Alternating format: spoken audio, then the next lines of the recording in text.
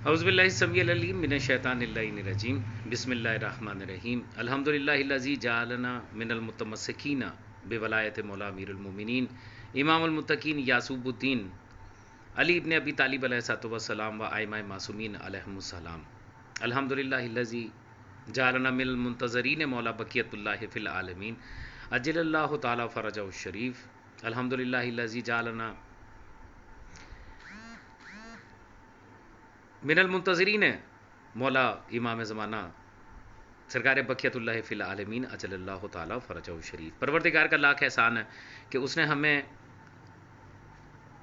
ولایت عظمیٰ نعمت مطلقہ کلیہ الہیہ مولا امیر کائنات امیر ممکنات امام المتقین یعقوب الدین قاتل المشرکین والمنافقین مولا امیر المومنین علی ابن ابی طالب علیہ السلام و ائمہ معصومین علیہم السلام سے متمسک رہنے کی ہمت اور توفیق عطا فرمائی۔ بے شک کہ اس کی عطا کردہ توفیق اگر ہمارے شامل حال نہ ہوتی تو ہم بھی ضل ہو کر گمراہ ہو کر کسی مسجد کے ملا کو، کسی مدرسے کے مفتی کو یا کسی حکومت کے ولی الامر کو، سپریم لیڈر کو اپنا ولی الامر اور امام اور آج کا کل ایمان تسلیم کر چکے ہوتے۔ یقیناً پروردگار نے ہم پر بڑا کرم فرمایا کہ ہمیں صراط مستقیم کی طرف نہ صرف یہ کہ ہدایت دیے رکھی بلکہ اس پہ قائم رکھا،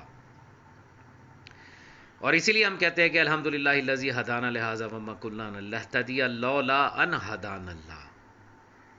بے شک اگر وہ ہدایت نہیں کرتا تو ہم ہدایت پانے والوں میں سے ہرگز ہرگز ہرگز نہیں تھے۔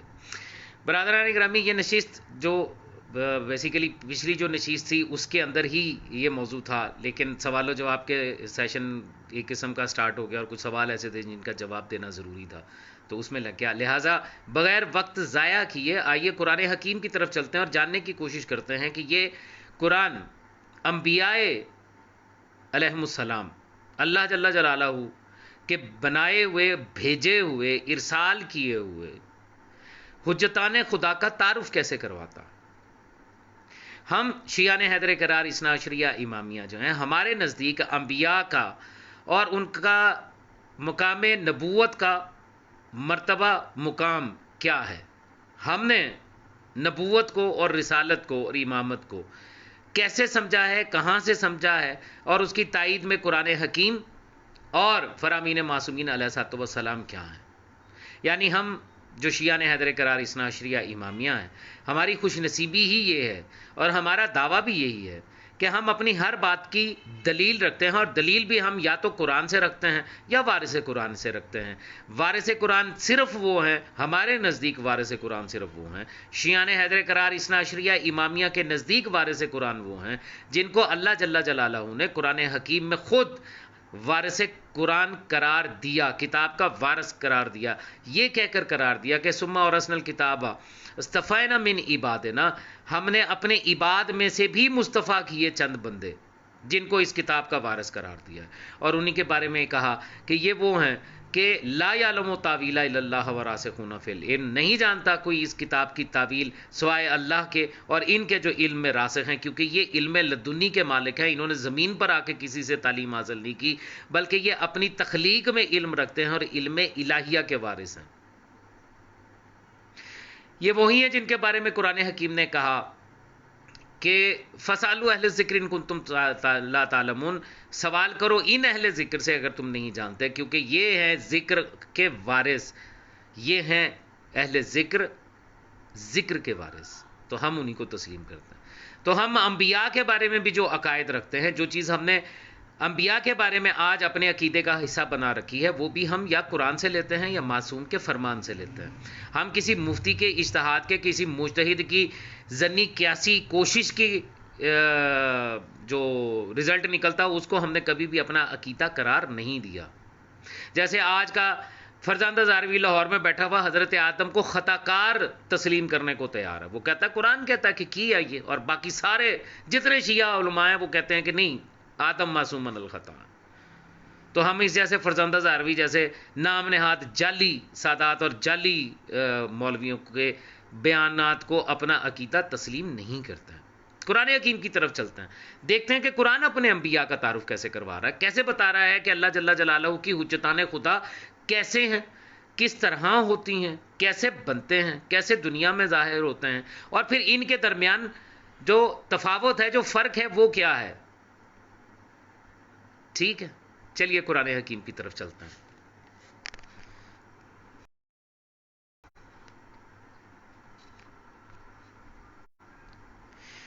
سب سے پہلے جو آیات میں آپ کے سامنے پیش کر رہا ہوں،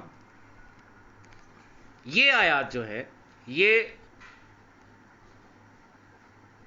آیت نمبر 28 سے شروع ہو رہی ہیں. سورہ الحجر مکی. یہ جو میں نے قرآن حکیم نیٹ کے اوپر کھولا ہوا ہے، یہ اہل سنت کا کوئی مترجم ہے جس کا ترجمہ ہے. تو جو ترجمے کے اندر لکھا ہوا ہوگا، اگر آپ کو تھوڑا سا کوئی فرق نظر آئے تو اس بات کو ذہن میں رکھیے گا کہ یہ ترجمہ جو ہے یہ اہل سنت کے کسی مترجم کا لکھا ہوا، اور اس کے بعد مجھے مزید کچھ کہنے کی ضرورت بس میں سمجھتا ہوں کہ نہیں رہتی. پروردگار عالم اپنی پہلی حجت، اپنے پہلے نبی کا تذکرہ کر رہا، اس کی تخلیق کا تذکرہ کر رہا، اور بتا رہا ہے کہ حجت خدا بنتا ہے کیسے ہے. اب یہ آپ کے اوپر ہے، آپ کو سوچنا چاہیے. پروردگار نے آپ کو شعور عطا کیا، پروردگار نے آپ کو عقل عطا کی، اور اس عقل کے ذریعے آپ نے اپنے اس شعور کے ذریعے احادیث معصومین علیہ السلام سے لے کے قرآن حکیم کی طرف جب رجوع کیا تو اس کے ذریعے آپ نے اس اللہ کو پہچاننے کی کوشش کی جو کسی کے سامنے نہیں آتا، جو کسی کے سامنے آ ہی نہیں سکتا، جو جسم ہی نہیں رکھتا، جس کی کوئی ایسی زبان نہیں ہے کہ جس سے آواز آپ کو سنائی دی جا سکے، جسے مس نہیں کیا جا سکتا، جسے سوچا نہیں جا سکتا. تو پروردگار عالم نے اس قرآن حکیم میں کچھ کلیات پیش کیے ہیں. ان کلیات کو مد نظر رکھ کے جب آپ قرآن حکیم کا مطالعہ کریں گے، اور کتاب کبھی بھی کافی نہیں ہوتی. یہ کہنا کہ وہ کسی زمانے میں سرکار رسالت میں آپ کے سامنے کھڑے ہو کے یہ کہہ دیا تھا حسبنا کتاب اللہ، ہمارے لیے کتاب کافی ہے، اور اس کا مقصد یہ تھا کہ کتاب کافی ہے، اس کا وارث کتاب کا تذکرہ جو ہے وہ سرکار رسالت میں آپ نہ کریں تاکہ ہم خود کتاب کے وارث بن جائیں. پھر جو ہمارا دل چاہے گا ہم اس کتاب کے بارے میں، اس کی آیات کے بارے میں تفسیریں اور تعویلیں پیش کریں گے. اور وہ بانی بنا اسلام میں اجتہاد کا، وہ اجتہاد جو آج آپ کو ہر طرف نظر آتا ہے. پہلے شیعہ قوم اس سے بچی ہوئی تھی، آج شیعہ قوم کے اندر، شیعہ نے حیدر قرار اثنا عشریہ امامیہ کے اندر اس اجتہاد نے کیا کیا گل کھلا رکھے ہیں وہ آپ بہت اچھے طریقے سے جانتے ہیں. تو حسبنا کتاب اللہ کہنے والے کا مقصد یہ تھا کہ ہم کتاب کی تفسیر اور تعویل خود کریں گے، ہمیں وارث کتاب کی ضرورت نہیں ہے. آج کا اصولی مجتہد جو ہے، جب کسی بھی مقلد سے جب آپ بات کرتے ہیں تو وہ یہی کہتا ہے کہ آپ یہ بتائیے کہ اس کے بارے میں سیستانی کا فتویٰ کیا ہے، اس کے بارے میں خامنائی نے کیا کہا، بشیر پاٹا پوری نے کیا کہا ہے، سرگوتے کے مسلی نے کیا لکھا ہے. وہ آپ سے یہ پوچھتا ہی نہیں ہے کہ معصوم نے کیا فرمایا. اور اگر آپ اس کے سامنے حدیث لا کر رکھ دیں کہ یہ دیکھو کتب اربع میں سے ہی یہ حدیث موجود ہے، تو وہ کہتا ہے کہ یہ حدیث صحیح ہے یا غلط ہے، یہ ضعیف ہے یا احسن ہے، یہ ہمیں نہیں معلوم ہے، اس کی تو روایت صحیح نہیں ہے، اس کی تو آیت صحیح نہیں ہے، اس کا فلاں نہیں اور اس کا فلاں نہیں. تو حسبنا کتاب اللہ کے پیروکار وہی ہیں جنہوں نے حقیقی وارثان کتاب کو چھوڑ کر صاحبان اجتہاد کو اپنا لیا. قرآن حکیم میں پروردگار اپنی پہلی حجت کا تذکرہ کر رہا ہے. کمال دیکھیے کہ پروردگار ایک کلیہ بنا رہا ہے، اور کلیہ یہ بنا رہا ہے کہ زمین پر جب اس نے آغاز بشریت کیا تو پہلا جو بنایا اس کو اپنی حجت قرار دیا، اپنا خلیفہ قرار دیا، یعنی ہادی برحق قرار دے کے، اور اس کی تخلیق کا اعلان ملائکہ کے سامنے کیا. کلیہ یہ بنایا پروردگار عالم نے کہ میں اگر سب سے پہلے بھی کوئی بشر بنا رہا ہوں تو اسے اپنا حجت قرار دے کے اپنی طرف سے اس کو علم دے رہا ہوں، تاکہ کل کو کوئی بھی بشر یہ نہ کہہ سکے کہ میری زندگی کا کوئی ایک لمحہ بھی ایسا تھا کہ جب میرے لیے کوئی ہادی موجود نہیں تھا، میری ہدایت کرنے والا موجود نہیں تھا. اللہ جل جلالہ کا خلیفہ فی الارض کوئی زمین پر موجود نہیں تھا کہ جس کے ذریعے میری ہدایت ہوتی. اور اگر اس دوران میں میرے سے کوئی خطا ہو گئی، میں نے کوئی گناہ کر دیا، میں نے کوئی جرم کر دیا، تو میرا اس میں کیا قصور ہے، مجھے کوئی بتانے والا ہی نہیں تھا. اس عذر کو ختم کرنے کے لیے پروردگار عالم نے سب سے پہلے جو بشر بنایا، جو زمین پر جس کو اتارنے کا مقصد اپنے ملائکہ کے سامنے ظاہر فرمایا، اس کو خلیفہ قرار دیا. اور آپ جانتے ہیں کہ سورہ بقرہ میں واضح طور پہ یہ آیت موجود ہے، انی جاعل فی الارض خلیفہ، میں زمین پر اپنا خلیفہ بنانے جا رہا ہوں. وہ آیت بھی میں آپ کو دکھاؤں گا، لیکن پہلے آپ اس آیت کی طرف رجوع کیجئے. پروردگار عالم فرما رہا ہے وَإِذْ قَالَ رَبُّكَ لِلْمَلَائِكَةِ، اور یاد کرو وہ وقت کہ جب تمہارے رب نے ملائکہ سے یہ کہا، اپنے ملائکہ سے یہ کہا، کیا کہا؟ انی خالقم بشرن من تین من سلسال من حمام مسنون، من سلسال من حمام مسنون. وَإِذْ قَالَ رَبُّكَ لِلْمَلَائِكَةِ، اور وہ وقت یاد کرو کہ جب تمہارے رب نے ملائکہ سے یہ کہا، انی میں خالقن خلق کر رہا ہوں، بشرن ایک بشر کو، من سلسال من حمام مسنون، ایک ایسی مٹی کے ذریعے کہ جو کھنکتی ہوئی ہے. اچھا، اس اعلان کے بعد جو سب سے اہم بات ہے وہ کیا ہے؟ وہ یہ ہے کہ اس کی اگلی آیت، آیت نمبر 29 میں پروردگار عالم یہ فرما رہا ہے فَإِذَا سَوَيْتُهُ، اور پھر جب میں بنانے کے بعد، اس کو خلق کرنے کے بعد، سَوَيْتُهُ میں اس کو سنوار لوں. یعنی آدم کی تخلیق بتا رہا ہے پروردگار عالم. پہلی بات، مٹی سے خلق کروں گا اس کا جسم، اس کا بدن مٹی سے خلق ہوگا. پھر فائزہ سوائتو، پھر میں اس بدن کو سنواروں گا، یعنی اس قابل بناؤں گا اس بدن کو، اس مٹی کے بدن کو اس قابل بناؤں گا. کس قابل؟ وَنَفَخْتُ فِيهِ مِن رُوحِي، من روحی، میں اس کے اندر اپنی روح میں سے کچھ روح پھونک دوں. وہ اس قابل ہو جائے کہ میری روح میں سے کچھ روح جب اس میں پھونکی جائے تو وہ برداشت کر سکے.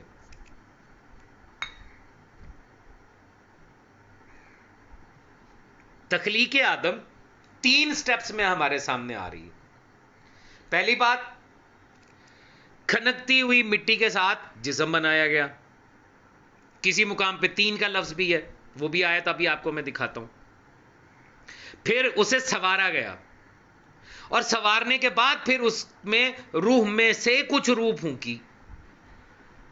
اور جب یہ کام کیا تو تمام ملائکہ کو یہ حکم دے دیا فَقَعُوا لَهُ ساجدین، تو تم اس کے لیے سجدہ کرنا، اس کے لیے.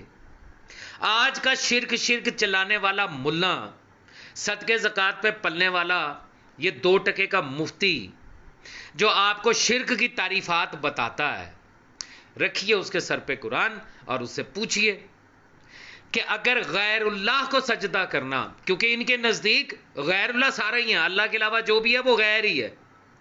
حالانکہ من اللہ میں اور غیر اللہ میں فرق ہے. جو اللہ کی طرف سے ہو وہ اللہ کا غیر نہیں ہوا کرتا. کعبہ من اللہ ہے، اللہ کی طرف سے ہے، اس لیے کافر کی طرف منہ کر کے رخ کر کے سجدہ کرنا اللہ کو سجدہ کہلائے گا، اللہ کے غیر کو سجدہ نہیں کہلائے گا.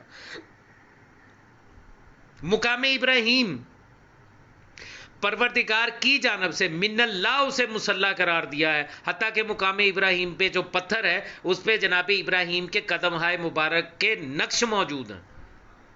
اللہ نے ان نقوش کو سجدہ کا قرار دیا، مصلی قرار دیا کہ میرے نبی کے پیروں پر سجدہ کرنا تمہارے لیے مصلی ہے. یہ وہ جگہ ہے جہاں پہ تمہیں صلاۃ ادا کرنی ہے. اور آج کا ملا، تکفیری ملا، ناسبی ملا کہتا ہے یہ تم خاک شفا سامنے رکھ کے کرتے ہو، سجدے کرتے ہو، یہ بت پرستی ہے. کیوں؟ کیونکہ انہوں نے قرآن کو معصوم سے لیا ہی نہیں، وارث قرآن سے لیا ہی نہیں. وہ تو قرآن کی تعویل اور تفسیر خود کرتے ہیں، حسبنا کتاب اللہ والوں کا اجتہاد اپنا ہوتا. پہلے بشر کی تخلیق پروردگار نے، پہلی حجت خدا، کیونکہ حضرت آدم نبی ہیں. اور یہ بات تقریباً ہر شیعہ جانتا ہے کہ نبی، رسول اور اولی العزم پیغمبر، یہ 3 کیٹیگریز ہیں. سب سے کم درجے کا علم جو ہے وہ نبی کے پاس ہوتا ہے، اس سے زیادہ علم جو ہے وہ رسول کے پاس ہوتا ہے، اس سے اونچا علم جو ہے وہ اولی العزم پیغمبر کے پاس ہوتا ہے، اور جو انتہا ہے علم کی یعنی 70 درجے کا جو علم ہے وہ ختم نبوت کے حصے میں آئے، یعنی سلطان مولا محمد مصطفیٰ صلی اللہ علیہ وآلہ وسلم کا علم جو ہے وہ 70 درجے کا علم ہے۔ نبی وہ ہے جس کے پاس 10 درجے کا علم، اور یہ بات میں اپنے پاس سے نہیں کہہ رہا، آپ جائیے اصول کافی اٹھائیے، باب حجت میں جا کے پڑھ لیجئے، یا جتنی بھی معصومین کی احادیث کی کتابیں ہیں اس میں سے جا کے دیکھ لیجئے، آپ کو پتہ چل جائے گا کہ نبی کے پاس 10 درجے کا علم ہوتا ہے، رسول کے پاس 20 درجے کا علم ہوتا ہے، اولی العزم کے پاس 40 درجے کا علم ہوتا ہے، اور ختم نبوت جو ہے یعنی سرکار رسالت مآب صلی اللہ علیہ وآلہ وسلم کے پاس 70 درجے کا علم ہے۔ تو پہلا نبی جس کے پاس 10 درجے کا علم ہے، اس کے بارے میں پروردگار نے کہا یہ کہ 3 سٹیپس کے اندر میں نے آدم کو اپنی حجت کو خلق کیا ہے، مٹی سے اس کا بدن بنایا، سجدہ نہیں کرایا، اس کو سوارا، فائزہ سویتہ، اس کو سوارا، سجدہ نہیں کروایا، لیکن پھر جو کہا کہ وَنَفَخْتُ فِيهِ مِن روحی، جیسے ہی میں اس کے بدن میں روح میں سے کچھ روح پھونکوں، اپنی روح میں سے کچھ روح پھونکوں، فَقَعُوا لَهُ سَاجِدِينَ، تو فوراً سجدہ کر دینا۔ سجدہ بھی مجھے نہیں کرنا، سجدہ حجت خدا کو کرنا ہے، تمہیں آدم کے لیے سجدہ کرنا۔ یہ ہے تعارف انبیاء کی ابتدا جو قرآن حکیم نے کروائی۔ آج اگر کوئی مومن، کوئی مولائی چوکھٹے نجف اشرف یا کاظمین یا کربلا معلی یا مشہد مقدس میں جا کے چوکھٹ پر سجدہ ریز ہوتا ہے، بوسہ دیتا ہے، تو یہ 2 ٹکے کا ملا شرک کے فتوے لگاتا ہے، چیخے مارتا ہے، چلاتا ہے کہ یہ شرک ہے، اللہ کے علاوہ کسی کو سجدہ نہیں ہے۔ یعقوب کا سجدہ حضرت یوسف کو قرآن میں سے دکھانے والا ملا فخر یوسف کی چوکٹ پہ سجدہ کرنے کو شرک قرار دیتا ہے نا کمال کی بات۔ اسی جگہ پر آگے چلتے ہیں، اسی آیات کے تسلسل میں، تو پروردگار اب یہاں پہ آگے کچھ اور چیزیں بتا رہا۔ اللہ نے کہا تمام کے تمام آدم کے سامنے سجدے میں گرنا، آدم کا سجدہ کرنا سب کے سب، اور پھر فرمایا فسجد الملائکۃ کلھم اجمعون، تمام جتنے بھی ملائکہ وہاں پہ موجود تھے ان سب نے سجدہ کر دیا، تمام ملائکہ نے سجدہ کیا آدم کو، الا ابلیسا، سوائے ابلیس کے۔ اچھا سوچنے کی بات ہے، آپ میں سے سب جانتے ہیں کہ ابلیس کا اصل نام تھا عزازیل۔ یہ جو پروردگار عالم نے لفظ ابلیس استعمال فرمایا، اس کی کیا وجہ ہے؟ ابلیس لفظ مشتق ہے لباس سے، لباس کا مطلب روپ اپنانا، تلبیس اردو میں ایک لفظ استعمال ہوتا ہے، عربی میں بھی یہی لفظ استعمال ہوتا ہے، تلبیس ہوتا ہے کہ حقیقت میں تو کچھ اور ہو لیکن بظاہر اپنی حیت کو تبدیل کر لے، تو اسے کہا جاتا ہے تلبیس۔ اور اللہ نے عزازیل کو ابلیس کہہ کے مخاطب کیا ہے، یعنی بتایا ہے کہ جو اپنی اصل حقیقت کو چھپا کر کوئی دوسرا رنگ اختیار کر کے سامنے آئے وہ ابلیس ہوتا ہے۔ تو اب یہاں سے یہ بات بھی یاد رکھیے گا کہ ابلیس لعین آج تک جس کو بھی بھٹکانے کے لیے آیا ہے، کسی کے سامنے بھی آیا ہے تو انتہائی عابد، زاہد، ہاتھ چ تسبیح، گٹیوں تو شلوار، اکھائیں چ سرما، اس طرح کی حیت بنا کے عابد، زاہد اور بزرگ بن کے سامنے آتا ہے۔ آج تک ابلیس کبھی بدماش، لچا، لفنگا بن کے سامنے نہیں آیا، اور اس کی ذریت بھی یہی کام کرتی ہے۔ ابا کباب اما پہن کے آپ کے سامنے آ کے ابلیسی عقائد کو آپ کے سامنے لا کے کھڑا کرتی ہے، اور پھر کہتی ہے کہ یہ دراصل صحیح دین ہے۔ پروردگار نے آپ کے لیے قرآن اور ہادیان برحق کا سلسلہ ہی اس لیے رکھا ہے کہ آپ حق اور باطل میں فرق کر سکیں۔ مولا امیر کائنات علیہ الصلوۃ والسلام جو ہیں، ان کا دراصل انہی کا تو لقب ہے فاروق اعظم، فرق کرنے والے، حق اور باطل میں فرق کرنے والے۔ مولا میر کائنات علیہ السلام کی ولایت ہی تو ہے جو حق اور باطل کا فرق آپ کے سامنے واضح کر دیتی ہے، منافق کو اور مومن کو جدا اور جدا کر دیتی ہے۔ بہرحال الا ابلیس ابا ان یکون مع الساجدین، سوائے ابلیس کے کہ وہ سجدہ کرنے والوں میں سے نہ ہوا۔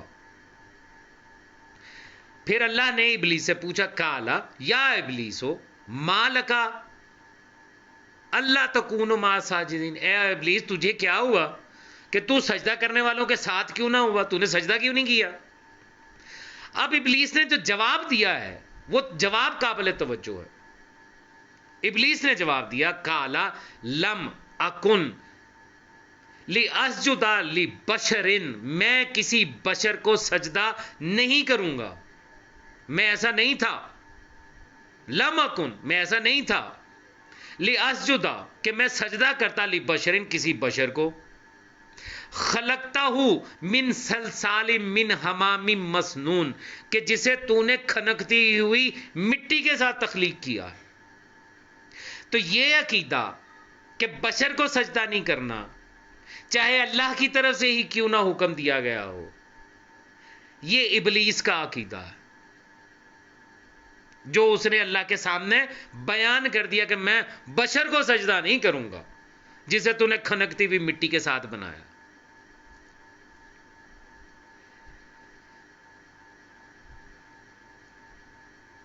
آگے ارشاد ہوا، کالا فخرج منہا، ہم نے اسے کہا، ابلیس سے کہا نکل جا یہاں سے، فَإِنَّكَ رَجِيمٌ، بے شک کہ تو مردود ہو گیا، وَإِنَّ عَلَيْكَ اللَّعْنَةَ إِلَى يَوْمِ الدِّينِ، اور بے شک تیرے اوپر یوم دین تک کے لیے لعنت ہے، یوم دین تک کے لیے، جس کا ترجمہ یہاں پر قیامت کیا گیا ہے۔ یہ بھی مترجمین کی خیانت ہے کہ یوم دین کو، وقت معلوم کو، ساعت کے لفظ کو اور قیامت کو ایک ہی بنا رکھا ہے قرآن حکیم کا ترجمہ کرتے وقت۔ یعنی اگر قرآن یہ کہہ رہا ہے اقترب الساعات، تو ساعت کے نزدیک آنے کے ساعت کہتے ہیں کسی خاص گھڑی کو، کسی خاص وقت کو، تو ترجمہ کرنے والوں نے کہا اور قیامت نزدیک آ گئی، قیامت کا ترجمہ بھی قیامت، وقت معلوم کا ترجمہ بھی قیامت، حتیٰ کہ یہ سب الگ الگ ہیں اور مخصوص اور منصوص ہیں کسی حجت خدا کے ساتھ۔ ساتھ کسی حجت خدا کے ساتھ ہے، وقت معلوم بھی حجت خدا کے ساتھ مخصوص ہے۔ جب تک وہ حجت خدا تشریف نہیں لائیں گے نہ وقت معلوم ہوگا نہ ساعت کہلائے گی۔ قیامت الگ یوم ہے، وہ روز محشر ہے، اور یوم الدین تو پھر یوم الدین ہے۔ اور میں صدقے جاؤں اس یوم الدین کے مالک پر کہ جس کی تعریف کرتے ہوئے آپ سورہ حمد میں کہتے ہیں الحمدللہ رب العالمین الرحمن الرحیم مالکی یوم الدین، جو یوم الدین کی مالک ہے۔ بہرحال آگے چلیے، کالا ربی فانذرنی، کالا ربی فانذرنی الی یوم یبعثون۔ اب ابلیس نے پلٹ کے یہ کہا، پروردگار مجھے اس دن تک کی مہلت دے دے جس دن سب کو اٹھایا جائے گا، یبعثون اٹھایا جائے گا۔ سوچنے کی بات ہے کہ ابلیس کو تخلیق آدم سے پہلے پتا تھا کہ ایک دن ایسا آئے گا کہ جب اٹھایا جائے گا ہر مرنے والے کو، اور وہ اسی دن تک کے لیے مہلت مانگ رہا۔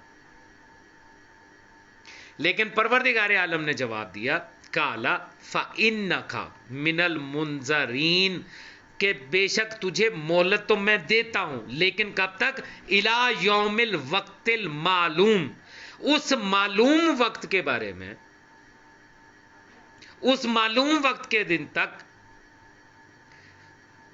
کہ جس کو میں نے چھپایا نہیں، جس کے بارے میں تمام جانتے ہوں گے کہ وہ وقت آئے گا، وہ وقت معلوم ہے، وہ آنے والا ہے۔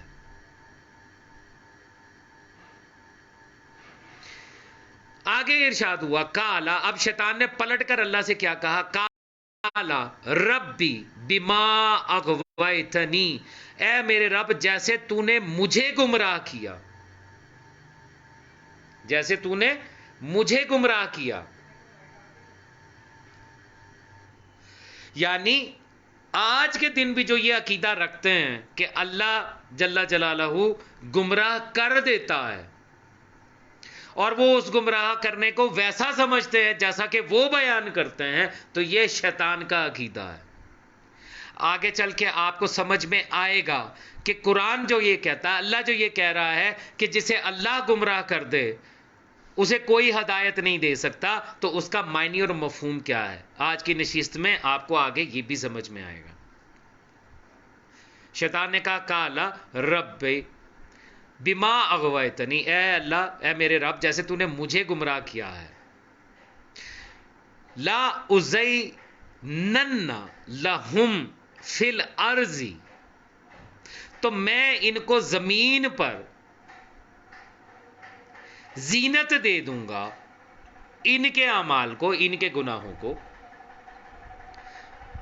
وَلَا أُغْوَيْنَهُمْ اجمعین، اور میں ان سب کے سب کو اغوا کر لوں گا، گمراہ کر دوں گا، الا عبادک منہم المخلصین، ما سوائے ان چند مخلص عباد کے جو تیرے ساتھ مخلص ہوں گے. اب یہاں اگلی آیت انتہائی قابل توجہ، یہ والی آیت جو ہے کالا ھذا صراط علیہ،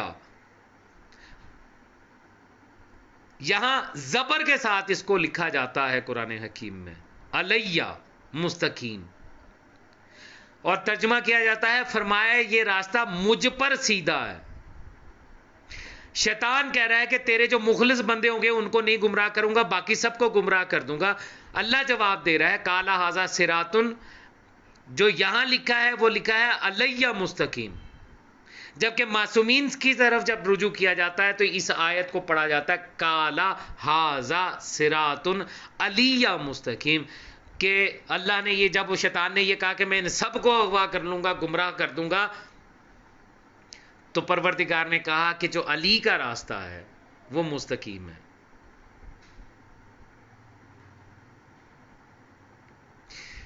یہ ہے تعارف نبی ابتدا. اسی حضرت آدم کے بارے میں،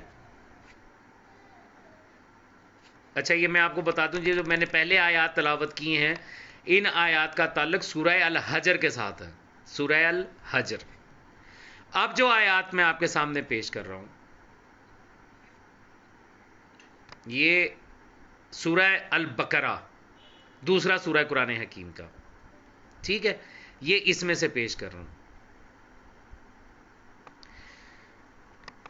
آیت نمبر 30 نمبر آیت آپ کے سامنے. وَإِذْ قَالَ رَبُّكَ لِلْمَلَائِكَةِ، اور وہ وقت یاد کرو کہ جب تمہارے رب نے ملائکہ سے یہ کہا انی جاعل فی الارض خلیفہ، میں زمین پر اپنا ایک خلیفہ بنانے والا ہوں. قالوا اتجعل فیہا من یفسد فیہا ویسفک الدم، پروردگار ملائکہ نے آگے سے یہ کہا کہ کیا تو ایسے کو خلیفہ بنا رہا ہے جو زمین پر فساد کرے گا اور خون بہائے گا.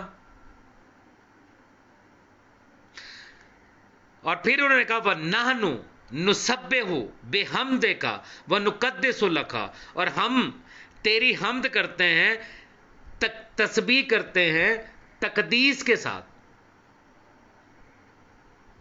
یعنی قرآن بتا رہا ہے، قرآن حکیم کلیہ بتا رہا ہے کہ تسبیح اور تقدیس کرنا اور اللہ کی حمد کرنا آپ کو اس قابل نہیں بنا دیتا کہ آپ اللہ کی حجت بن بیٹھیں.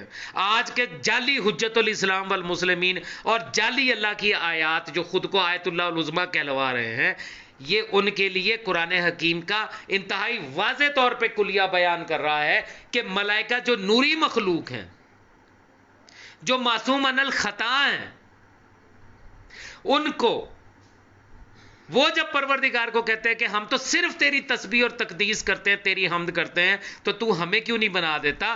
تو پروردگار نے کہا کالا انی عالم ما لا تعلمون، جو میں جانتا ہوں وہ تم نہیں جانتے۔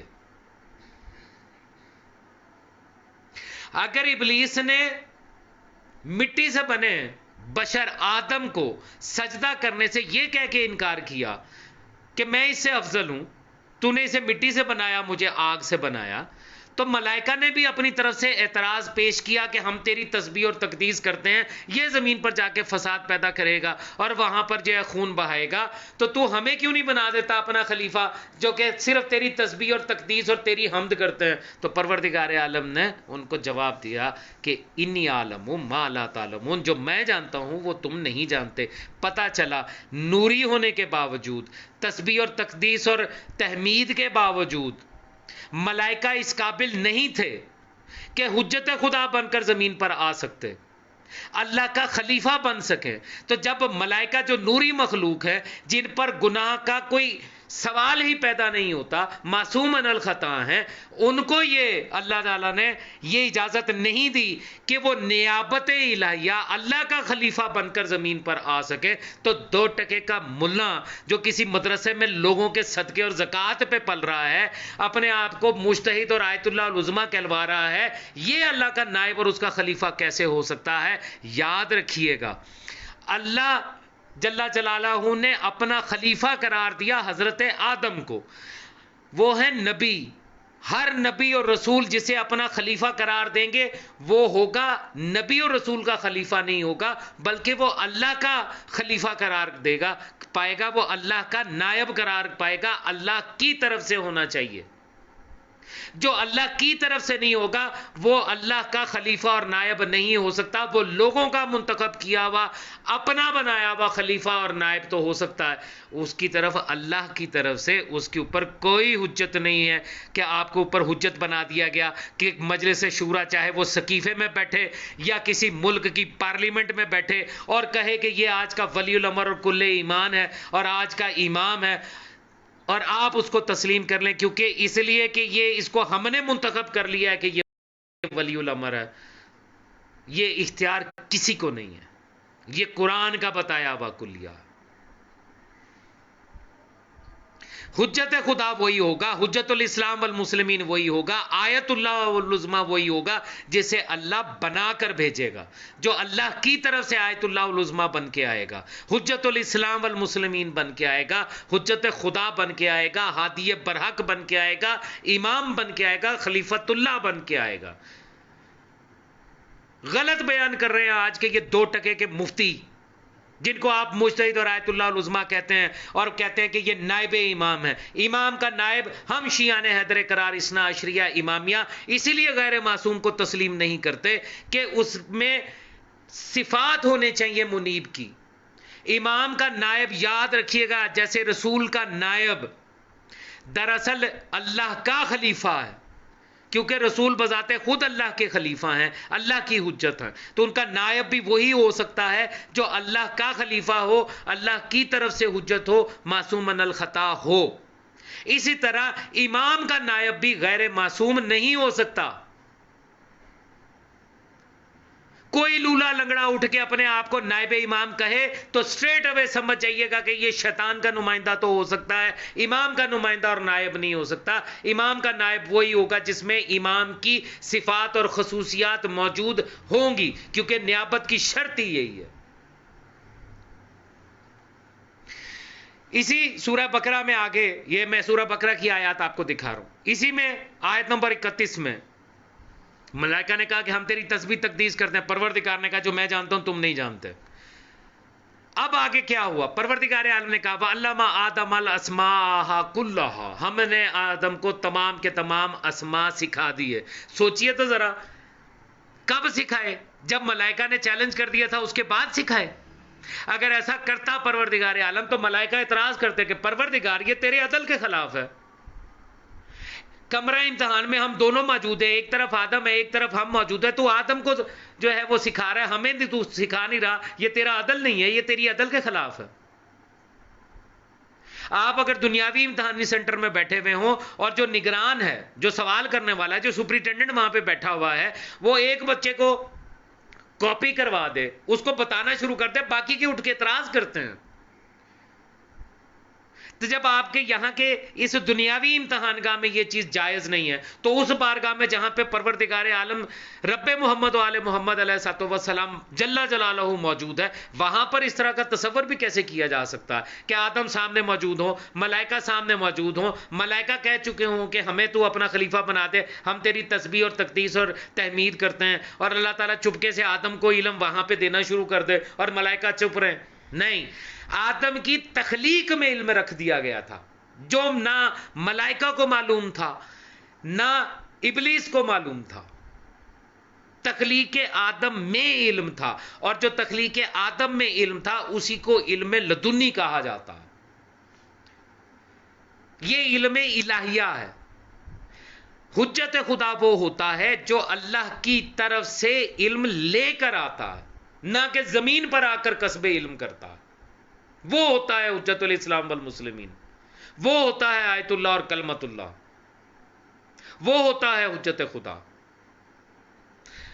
تخلیق آدم میں پروردگار نے علم کو رکھا اور پھر کہا وَعَلَّمَ آدَمَ الْأَسْمَاءَ كُلَّهَا، ہم نے آدم کو تمام اسماء سکھائے. ثُمَّ عَرَضَهُمْ، اور پھر ہم نے وہ پیش کر دیے عَلَى الْمَلَائِكَةِ، ملائکہ کے اوپر، کہ یہ جو چند اسماء ہے، فَقَالَ أَنبِئُونِی بِأَسْمَاءِ هَؤُلَاءِ إِن كُنتُمْ صَادِقِينَ.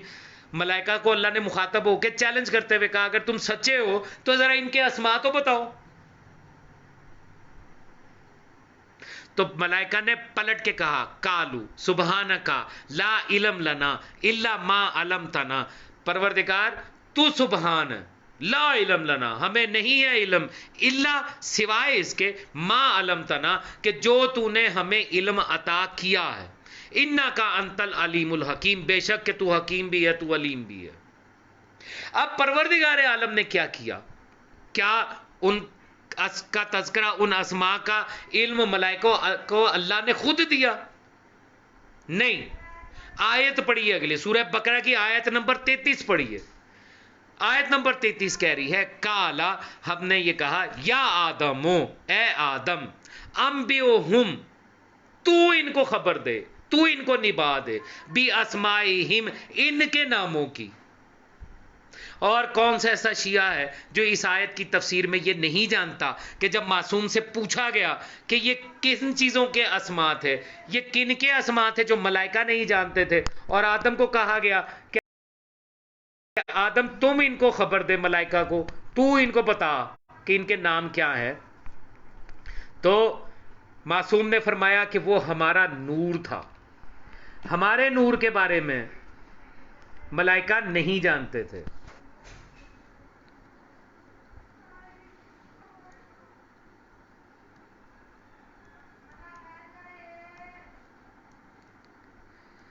کالا یا آدمو انبئہم باسمائہم، اے آدم تو ان کو خبر دے ان کے اسماء کے بارے میں.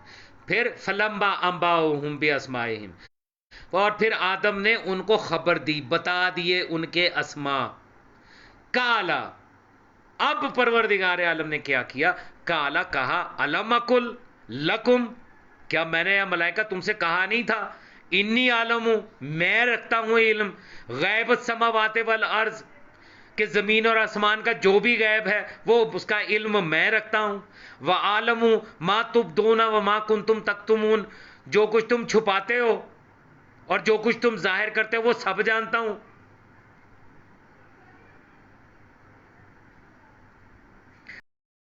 کس کو کہہ رہا ہے اللہ؟ ملائکہ سے کہہ رہا ہے. ملائکہ کون ہے؟ نوری مخلوق ہے. نوری مخلوق جو ہے وہ تو جانتی نہیں.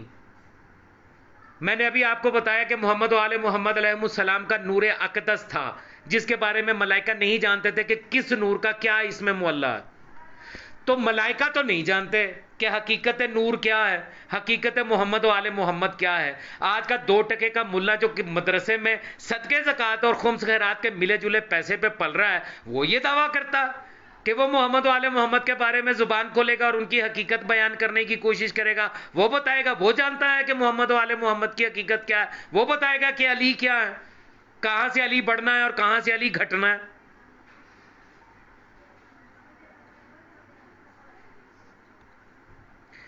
اگلی آیت سورہ نساء. آدم کی تخلیق میں نے آپ کو بتائی، میں نے تعارف انبیاء اس نشست کا نام رکھا ہے. تخلیق آدم آپ کے سامنے آ گئی. اب پروردگار اپنی ایک اور حجت کا تعارف جو ہے وہ کروا رہا ہے، اور اس حجت کا نام ہے حضرت عیسیٰ ابن مریم علیہ السلام. سورہ نساء اس کی آیت نمبر 171.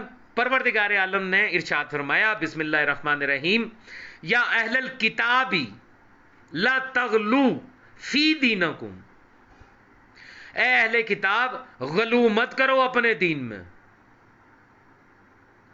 ولا تقولوا علی اللہ الا الحق، اور اللہ کے بارے میں وہ بات مت کہو جو حق نہیں، یعنی اللہ کے علاوہ، اللہ کے لیے حق کے علاوہ کوئی بات مت کہو. غلو کی تعریف کر رہا ہے پروردگار. آپ نے آج بڑا سنا ہوگا ان اصولی منافقین سے اور ان کے کمیشن ایجنٹوں سے، فلاں گالی فلاں گالی فلاں گالی. ایک صاحب نے کمنٹ کیا میری ایک پوسٹ کے اوپر جو میں نے کل لگائی تھی کہ بالی والے غالی صاحب.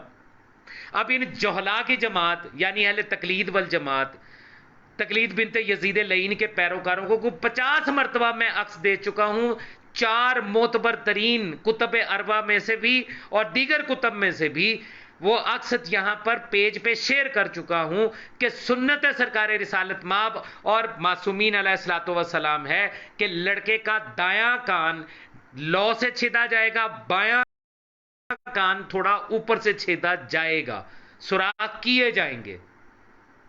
اور یہاں تک کے جملے موجود ہیں کہ سرکار رسالت مآب صلی اللہ علیہ وآلہ وسلم نے مخدومہ کائنات صلوات اللہ علیہ سے مولا حسن جب دنیا میں ظاہر ہوئے تو ان سے یہ فرمایا کہ یہودیوں کی مخالفت کرو اور حسن کے کان کو، دائیں کان کو نیچے سے چھید ڈالو. کان چھدوانا حسنین کریمین علیہ السلام کی سنت ہے. لیکن یہ جہلا کی جماعت، یہ خامنائی زادے، یہ فرزند ہزاروی کے لونڈے، ان کے لیے دین اور شریعت صرف وہ ہے جو ان کا ولی الامر اور امام خامنائی کرے. یہ اس کی ہر بات کو سنت مانتے ہیں. ان کا کیا تعلق معصومین علیہ السلام کے ساتھ اور کتابوں کے ساتھ؟ ان کو سنت معصوم سے کیا تعلق؟ ان کے امام نے کہہ دیا کہ ماتم میں 100 بار حسین کہنے کا کوئی فائدہ نہیں ہے، اس لیے انہوں نے ہائے حسین چھوڑ کے لبیک خامنائی پہ ماتم کرنا شروع کر رکھا ہے، کیونکہ ان کے امام نے کہا کہ لبیک خامنائی پہ ماتم کرو گے تو اس کا بڑا اجر اور ثواب ہے اور اس کا بڑا فائدہ ہے. ہاں، ماتم میں 100 مرتبہ ہائے حسین کہو تو اس کا کوئی فائدہ نہیں. ان کے امام اور ولی الامر خامنائی نے کہا کہ تطبیر یعنی کما زنی اور زنجیر زنی حرام ہے. تو یہ دنیا جتنی مرضی احادیث پیش کر لے، بہار الانوار میں سابقہ انبیاء کا مولا حسین کے لیے خون بہنا بہانا من جانب اللہ دکھا دے کہ آدم سے لے کے حضرت عیسیٰ تک اللہ نے ہر نبی کا خون کربلا میں بہایا ہے. واقعہ کربلا سے بھی ہزاروں کروڑوں سال پہلے، صرف اس لیے کہ حسین کے لیے خون بہانا یہ اللہ جل جلالہ کی منشا ہے، اللہ چاہتا ہے. لیکن یہ تسلیم نہیں کریں گے کیونکہ ان کے امام اور ولی الامر معذور امام نے کہہ دیا کہ تطبیر حرام ہے. نہیں مانیں گے.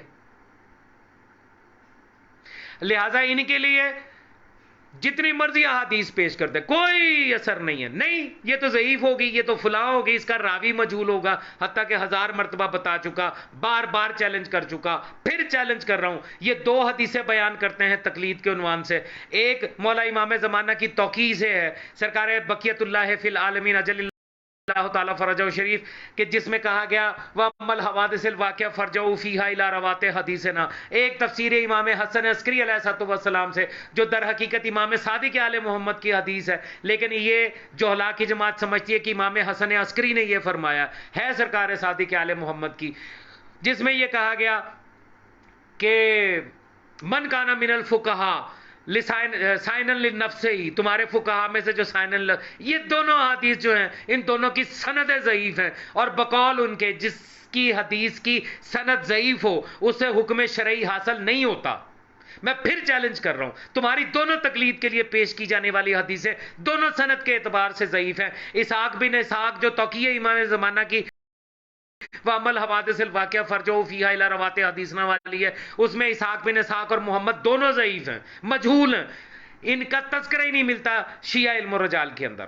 لیکن چونکہ اس میں سے ان کو اپنی تقلید ملتی ہے، اس لیے جگہ جگہ ہر مفتی نے، ہر مجتہد نے اپنی توضیح المسائل کے پہلے صفحے کے اوپر اس حدیث کو لکھ رکھا ہے۔ پھر اسی توقیع کے اندر جہاں سے انہوں نے حدیث نکالی ہے، اسی توقیع کے اندر خمس کے بارے میں امام نے یہ فرمایا کہ ہم خمس کو اپنے شیعوں پر حلال کرتے ہیں، اور اس کو کہہ دیتے ہیں کہ یہ ضعیف ہے۔ اسی طرح قرآن نے کہا، بتا رہا ہے قرآن کے غلو کیا ہے۔ یا اہل الکتابی لا تغلو، اے اہل کتاب مت غلو کرو، فی دینکم، اپنے دین کے اندر، ولا تقولوا علی اللہ، اور مت کہو اللہ کے لیے، الا الحق، سوائے حق کے، انما المسیح عیسی ابن مریم، بے شک کہ عیسیٰ ابن مریم رسول اللہ، اللہ کا رسول ہے، وکلمتہ، اور اللہ کا کلمہ ہے، القاہا الی مریم، جو ہم نے مریم کو القا کیا تھا، وروح منہ، آدم کی تخلیق پروردگار عالم نے خود کی، اور آپ جانتے ہیں کہ قرآن حکیم میں آیت موجود ہے کہ پروردگار عالم یہ کہہ رہا ہے ابلیس سے مخاطب ہو کہ ما منع کا ان تسجد لما خلقت بیدی، اے ابلیس تجھے کس نے منع کیا کہ تو اس کو سجدہ کرے جسے میں نے اپنے دونوں ہاتھوں کے ساتھ بنایا۔ لیکن جب بات عیسیٰ علیہ السلام کی آئی تو ہمیں پتہ چلا، قرآن نے ہمیں بتایا کہ اگر ایک نبی اللہ اپنے ہاتھ سے بنا رہا ہے تو دوسرے کے بارے میں یہ کہہ رہا ہے انما المسیح عیسیٰ ابن مریم، بے شک کہ عیسیٰ ابن مریم جو ہے رسول اللہ ہے، اللہ کا رسول ہے، وَكَلِمَتُهُ، اور اس کا کلمہ ہے، القاہا الی مریم وروح منہ، جس کو القا کیا گیا کلمے کے ذریعے مریم کی طرف، اور وہ ایک روح ہے۔ آج بھی حضرت عیسیٰ کو کلمت اللہ اور روح اللہ کہتے ہو یا نہیں کہتے ہو؟ قرآن نے بتایا کہ غلو کیا ہے۔ عیسائی کیا کہتے ہیں؟ مسیحی جو ہیں وہ حضرت عیسیٰ کو اللہ کا بیٹا کہتے ہیں نا۔ تو پتہ چلا غلو یہ ہے کہ اگر کسی کو اللہ کا بیٹا کہہ دیا جائے تو قرآن کی نظر میں وہ غلو ہے، لیکن وہی عیسیٰ کلمت اللہ بھی ہے، روح اللہ بھی ہے۔ تو عیسیٰ کو اللہ کا کلمہ تسلیم کرنا اور روح اللہ تسلیم کرنا، یہ آئین دین ہے، یہ آئین اسلام ہے۔ یہ دوسری حجت خدا ہے جو کلمے کے ذریعے دنیا میں آئی، ظاہر ہوئی۔ یہ ہے انبیاء کا تعارف جو قرآن کروا رہا۔ اگلی آیت دیکھیے گا، آدم کو ہاتھ سے بنایا اور نفخت فیہ من روحی کہا۔ عیسیٰ کی تخلیق کرنے کے لیے کہا کہ ہم نے ایک کلمہ کے ذریعے القا کیا مریم کو، اور اس کے ذریعے عیسیٰ دنیا میں ظاہر ہوئے۔ لیکن جب بات اپنے حبیب کی کرتا ہے، جب سرکار ختمیہ مرتبت کی کرتا ہے، جب سرکار رسالت مآب صلی اللہ علیہ وآلہ وسلم کی کرتا ہے، تو وہاں پہ فرماتا ہے وَكَذَلِكَ أَوْحَيْنَا إِلَيْكَ رُوحًا مِّنْ أَمْرِنَا، اور پھر ہم نے اپنے عالم امر میں سے ایک روح کو آپ پر وحی کیا۔ یعنی عیسیٰ اور آدم جیسوں میں سے میرے رسول کے بارے میں جو فرق نظر آیا وہ یہ نظر آیا کہ آدم وہ جس کو اللہ اپنے ہاتھ سے بنائے اور اس کے بعد اس میں روح میں سے کچھ روح پھونکے، کچھ روح میں سے کچھ روح، نفخت فیہ من روحی۔ عیسیٰ وہ ہے کہ جس کو کلمے کے ذریعے دنیا میں ظاہر کرے۔ لیکن جب بات میرے رسول حبیب خدا مولا سلطان مولا محمد مصطفیٰ صلی اللہ علیہ وآلہ وسلم کی آتی ہے تو وہاں کہتا ہے وَكَذَلِكَ أَوْحَيْنَا إِلَيْكَ رُوحًا مِّنْ أَمْرِنَا، اے حبیب ہم نے آپ کی طرف اپنے عالم امر سے ایک روح کو وحی کیا. وحی اس پہ کی جاتی ہے جو پہلے سے موجود ہو.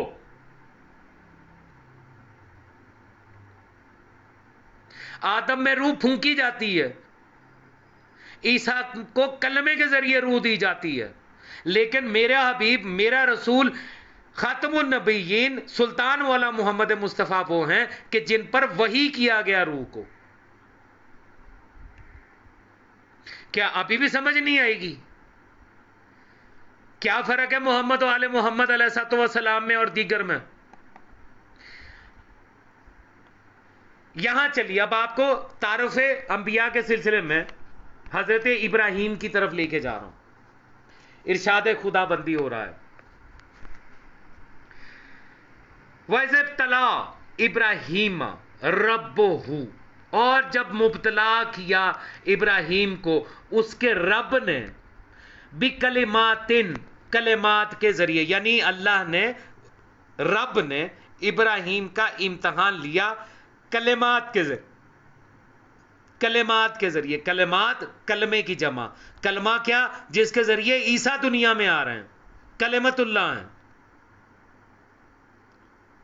ابراہیم کا امتحان لیا گیا کلمات کے ذریعے.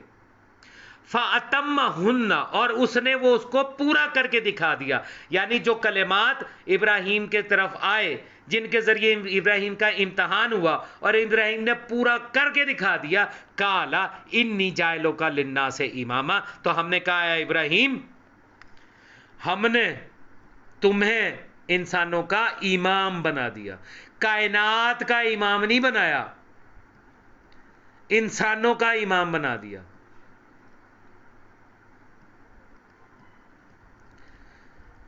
انی جائلوں کا للناس اماما. اور اب ابراہیم نے پلٹ کے کہا قال ومن ذریتی، اے پروردگار کیا میری ذریت میں یہ امامت باقی رہے گی؟ قال لا ینال عہد الظالمین، تو ہم نے جواب دیا تیری ذریت میں یہ امامت باقی رہے گی. کون سی امامت رہے گی؟ انسانوں کی امامت. صرف انسانوں کا امام ہے ابراہیم، کائنات کا امام نہیں ہے. امامت مطلقہ کلیہ الہیہ پر فائز نہیں ہے، انسانوں کا امام، صرف انسانوں کا امام.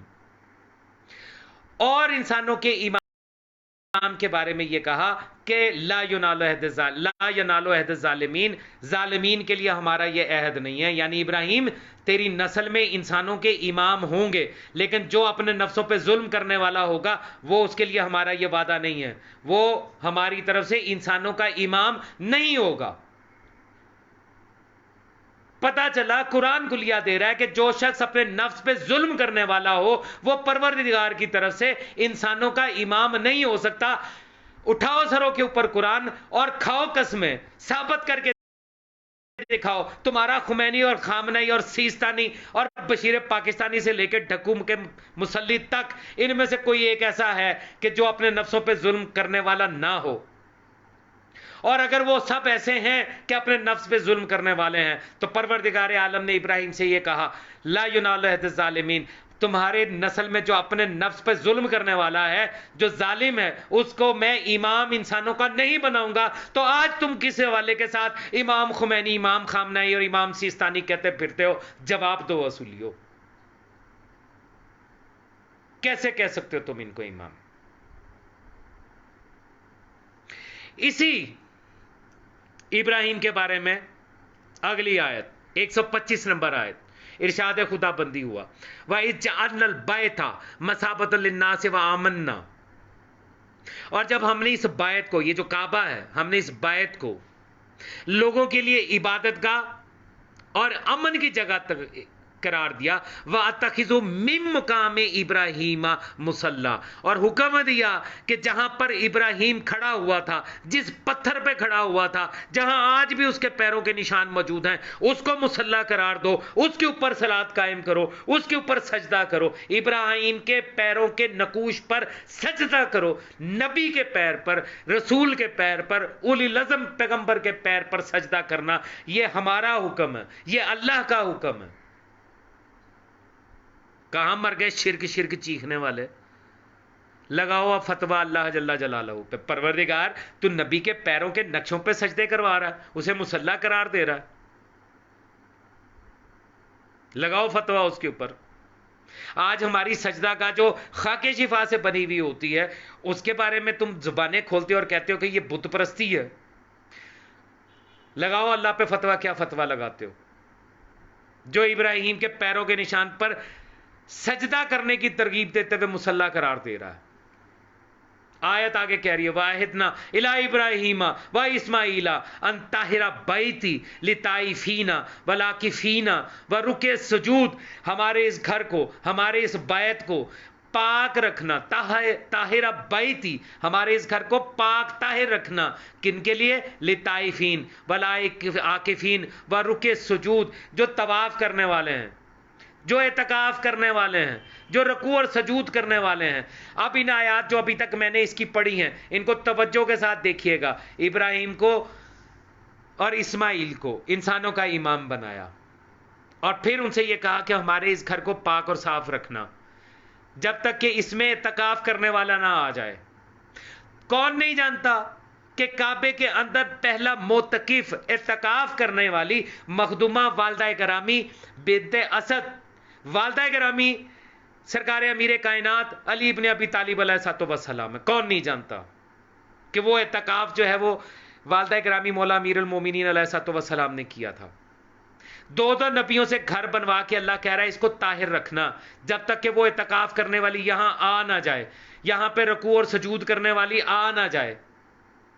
اب یہ وعدہ لیا ہے ابراہیم اور اسماعیل سے، آیت کہہ رہی ہے وَعَهِدْنَا إِلَىٰ إِبْرَاهِيمَ وَإِسْمَاعِيلَ، ہم نے ابراہیم اور اسماعیل دونوں سے عہد لیا ہے کہ اس کو پاک رکھنا ہے۔ لازم ہے کہ کعبہ جب تک مولا امیر کائنات اس دنیا میں ظاہر نہیں ہوتے، جب تک مخدومہ بنت اسد صلوات اللہ علیہا والدہ گرامی مولا امیر کائنات اعتکاف نہیں کر لیتی خانہ کعبہ کے اندر، ذریت اسماعیل اس خانہ کعبہ کو پاک رکھے، طاہر رکھے، اور وہ وہی رکھے گا جو اس عہد کے مطابق، انی جعلوں کا للناس امامہ کے عہد کے مطابق انسانوں کی امام ہو گیا۔ اور جناب ابو طالب کے ایمان پر اور جناب عبداللہ والد گرامی محمد مصطفیٰ صلی اللہ علیہ وآلہ وسلم کے ایمان پر انگلیاں اٹھانے والوں، قرآن بتا رہا ہے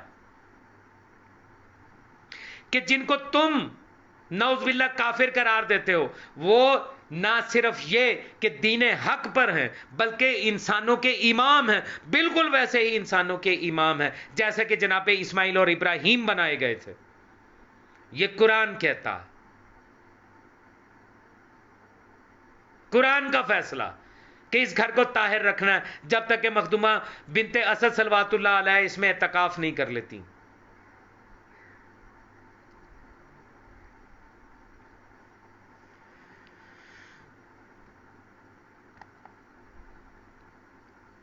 حضرت موسیٰ کا تذکرہ،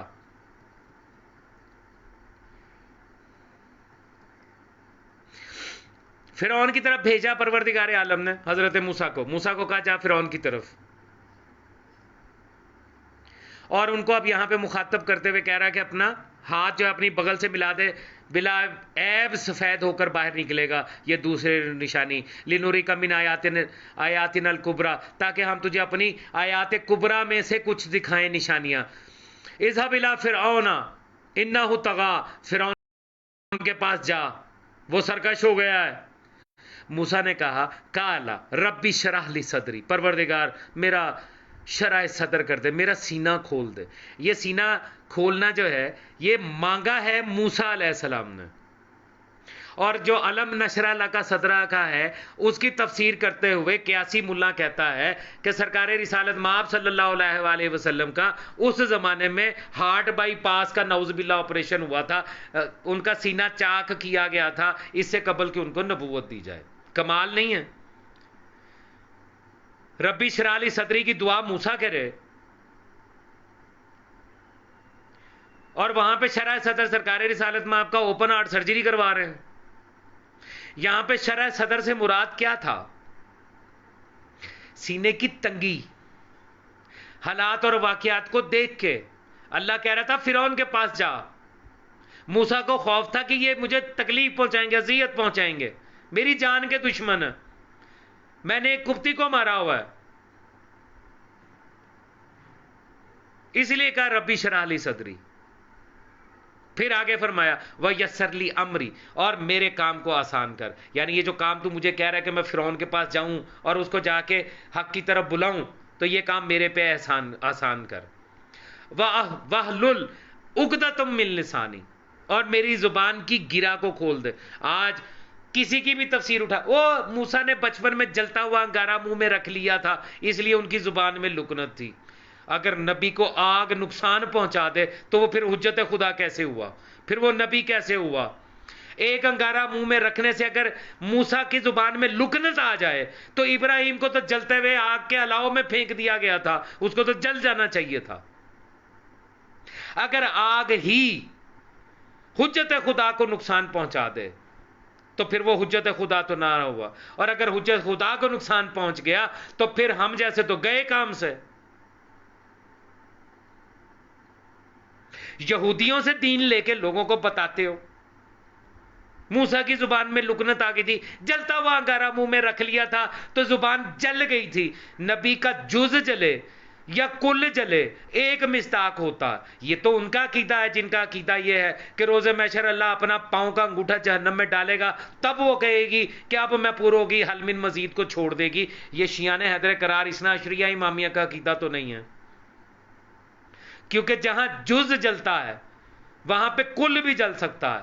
اگر موسیٰ کی زبان جل کے لکنت عالی ہو گئی تو پھر پورے موسیٰ کو بھی تو آگ لگ سکتی ہے. جبکہ اسی موسیٰ کے بارے میں ہے کہ جب تلاش کرنے والے آئے تو تنور میں رکھ دیا تھا موسیٰ کو ان کی والدہ گرامی نے، وہاں تو آگ نے کچھ نہ کہا. صرف حقیقت کو چھپانے کے لیے کہ یہاں پہ عقدۃ من لسانی کا معنی اور مفہوم جو ہے وہ در حقیقت کچھ اور ہے. اس کی بجائے یہ کہہ دو کہ موسیٰ کی زبان جل گئی تھی، لکنت تھی، بات کی سمجھ نہیں آتی تھی، اس لیے انہوں نے یہ دعا مانگی. یہ ہے وہ نبوت جو تم نے قرآن سے لی. جو نبی جزوی یا کلی طور پر آگ سے جل جائے ہم اسے نبی ہی تسلیم نہیں کرتے. ہم اس کو نبی مانتے ہیں جو جلتے ہوئے الاؤ میں پھینک دیا جائے تو وہ آگ ٹھنڈی ہو جاتی ہے. یا نارا کونی بردن و سلام علی ابراہیم، جو ابراہیم کے لیے آگ کو ٹھنڈا کر سکتا ہے، کیا وہ یہاں پر اتنی قدرت نہیں رکھتا تھا کہ موسیٰ کی دین اقدس میں اگر انگارہ چلا گیا ہے تو وہ انگارہ اس کو نقصان نہ پہنچا سکے؟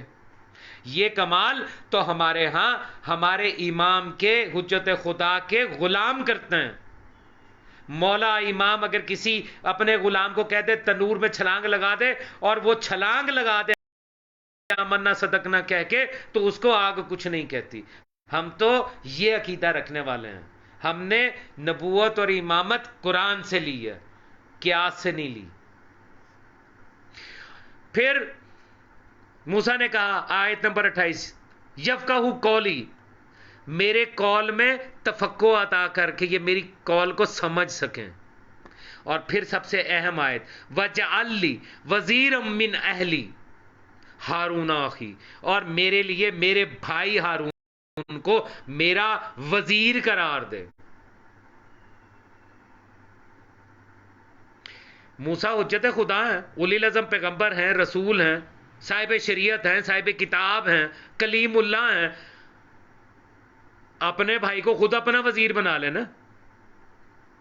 یہ پروردگار کو کیوں کہہ رہے ہیں وَجَعَلْ لِي وَزِيرًا مِّنْ أَهْلِي ہارون اخی؟ پروردگار میرے اہل میں سے، جو میرے اہل ہیں، ساروں میں سے نہیں، امت میں سے نہیں، جو میرے اہل ہیں ان میں سے ہارون کو، میرا بھائی جو ہے اس کو میرا وزیر بنا دے. کیوں؟ اس لیے کہ قرآن بتانا چاہ رہا ہے کہ یاد رکھنا میں جس کو حجت بناتا ہوں اس کو بھی یہ اختیار نہیں دیتا کہ وہ اپنی مرضی سے کسی کو اپنا نائب مقرر کر دے، اپنا وزیر بنا لے. وہ بھی وزیر اسی کو بنائے گا جس کو میں اللہ وزیر بنا کے بھیجوں گا. تو جب موسیٰ کو اجازت نہیں ہے کہ اپنا وزیر اپنی مرضی سے بنا لے تو آج 1400 سال کے بعد 2 ٹکے کا ملا صدقے خیرات پر پلنے والا وہ اپنے آپ کو نائب امام کیسے کہہ سکتا؟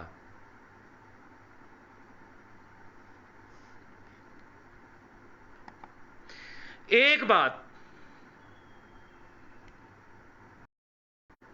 جو آپ کو یہاں پہ قرآن حکیم میں انبیاء کے بارے میں سب سے زیادہ سننے کو ملتی ہے، وہ یہ ہے کہ کافرین، ہر دور کے کافر، اچھا کافر کا مطلب منکر ہوتا، مشرک اور ہیں، منکر اور ہیں۔ کافر کا ترجمہ منکر ہے، انکار کرنے والا۔ مشرک وہ جو شرک کرے، اللہ کے ساتھ کسی کو ملائے۔ کافر وہ ہے کہ جو یہ جانتا ہے کہ اللہ ہے اور احد ہے، واحد ہے، لا شریک ہے، پھر اس کا انکار کر دے۔ اور یہ صرف اسی کے ساتھ نہیں، ہر اس چیز کے بارے میں جس کا اللہ نے اقرار لیا ہے، اس کا جان کر، اس کو سمجھ کر اس کا انکار کرے، وہ کافر کہلاتا ہے۔ آج کفر کے فتوے چاروں طرف جس کا دل کرتا ہے کھول کے، منہ کھول کے دے دیتا ہے۔ کافر کا مطلب انکار کرنے والا، منکر۔ اور منکر بھی وہ جو اللہ کی طرف سے بتائی گئی بھی کسی چیز کا انکار کرے۔ اللہ جل جلالہ نے اپنی تمام حجتوں کو انبیاء کو بشر کی شکل میں نازل فرمایا، بشر بنا کے بھیجا۔ اور اب ہر دور کے کفار کا جو عقیدہ ہے وہ کیا ہے، ذرا قرآن حکیم سے پوچھتے ہیں۔ سورہ یاسین آیت نمبر 15، ارشاد خدا بندی ہو رہا ہے کہ پروردگار نے یہ کہا کہ پہلے ہم نے 2 نبی قوم کی طرف بھیجے، اور جب انہوں نے ان کو جھٹلایا تو ہم نے تیسرے کے ذریعے ان کو عزت دی۔ تو انہوں نے آگے سے یہ کہا، کالو ما انتم الا بشر مثلنا، انہوں نے کہا تم ہو کیا، ہماری طرح کے بشر ہی تو ہو۔ وما انزل الرحمن من شیء ان انتم الا تکذبون، اور الرحمان نے تم پر کوئی چیز نازل نہیں کی، تم جھوٹ بولتے ہو۔ یعنی نبی کو جھٹلانا اور اپنے جیسا بشر سمجھنا۔ قرآن بتا رہا ہے کہ میرے بنائے ہوئے حجت کو، میرے نبی کو اپنے جیسا بشر سمجھنا اور یہ عقیدہ رکھنا کہ وہ جھوٹ بول سکتا ہے، یہ کافروں کا عقیدہ ہے، یہ منکروں کا عقیدہ ہے۔ اب یہ ذہن میں رکھیے اور جائیے تاریخ اسلام اٹھا کے پڑھیے، کس کس نے کس کس مقام پر یہ کہا کہ جتنا شک مجھے آج محمد کی نبوت پہ ہوا پہلے کبھی نہیں ہوا تھا۔ کس کس نے کس کس مقام پہ نبی کو جھٹلایا اور یہی کہا کہ نبی ہمارے جیسا بشری تو ہے۔ یہی کہا ما انتم الا بشر مثلنا، یہ بات سورہ یاسین میں کہی گئی۔ پھر یہی بات سورہ شعراء آیت نمبر 186، اس میں بھی کہا جا رہا ہے وما انت الا بشر مثلنا وان نظنک لمن الکاذبین، تم ہو کیا، ہماری طرح کے بشر ہی تو ہو، اور ہمارا ظن ہے کہ تم جھوٹ بولتے ہو، ہمارا تو خیال ہے کہ تم جھوٹ بولتے ہو۔ یعنی نبی کو اپنے جیسا بشر سمجھنا اور اس کو جھٹلانا، اس کو جھوٹا رکھنا، سمجھنا، یہ عقیدہ رکھنا، یہ منکرین کا طریقہ ہے، قرآن بتا رہا ہے۔ اگلی آیت سورہ مومنون آیت نمبر 33، وقال الملاء من قومه الذین کفروا۔ اچھا یہ جو ملا کا لفظ ہے، وقال الملاء، اس کا ترجمہ کرتے ہیں سردار، اس کا ترجمہ کرتے ہیں یہ مترجمین سردار، اور لے جاتے ہیں ملوکیت کی طرف، یعنی جو سرمایہ دار ہیں وہ۔ یہ بھی ملا کی منافقت ہے۔ ساری دنیا میں ہر شخص جانتا ہے کہ ہر مذہب کا ٹھیکیدار ملا ہے، چاہے وہ پادری کی شکل میں ہے، چاہے وہ پنڈت کی شکل میں ہے، ہر مذہب میں دین کا ٹھیکیدار ملا ہی ہے۔ نصرانیوں میں پادری، یہودیوں میں پادری، ہندوؤں میں پنڈت، مسلمانوں میں ملا۔ اور قوم کو اپنے پیچھے چلانے کا جو لالچ ان لوگوں کے پاس ہوتا ہے وہ کسی کے پاس بھی نہیں ہوتا۔ جو سرمایہ دار ہوتے ہیں وہ اپنے سرمایے کو بچانے اور اپنی بادشاہی کو قائم رکھنے کے لیے جن کا سہارا لیتے ہیں وہ ملا ہیں۔ تو یہ جو قرآن حکیم میں لفظ استعمال ہوا وقال الملاء، یہ جو ملا ہے اس کا ترجمہ ہے ملا، ہر دور کے مفتی، جیسے موسیٰ کے بعد سامری مفتی تھا۔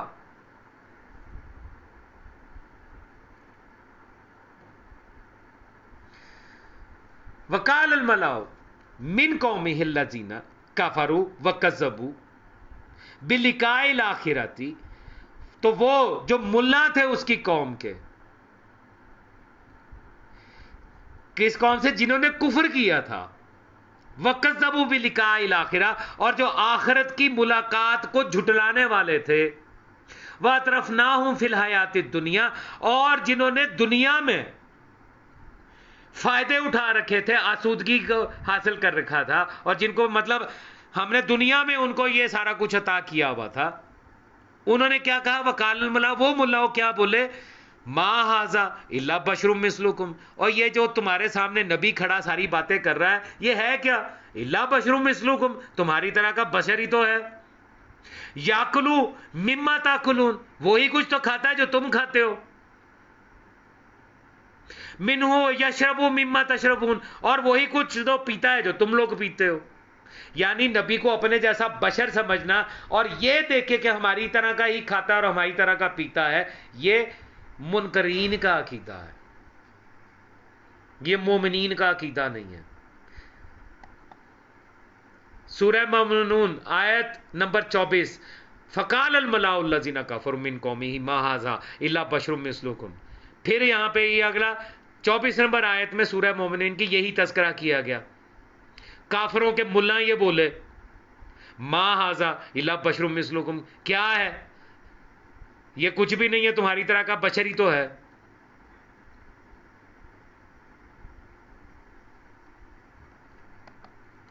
اگلی آیت سورہ الانبیاء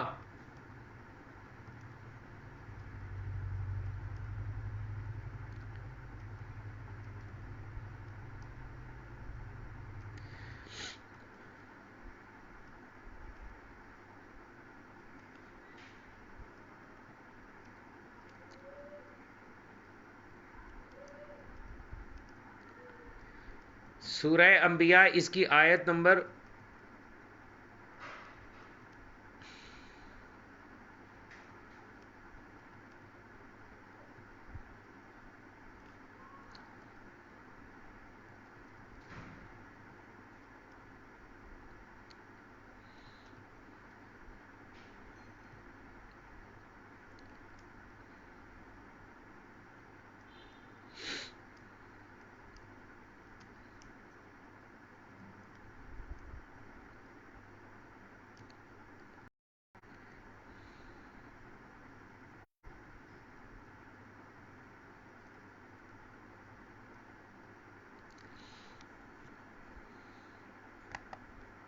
سورہ ابراہیم آیت نمبر 10.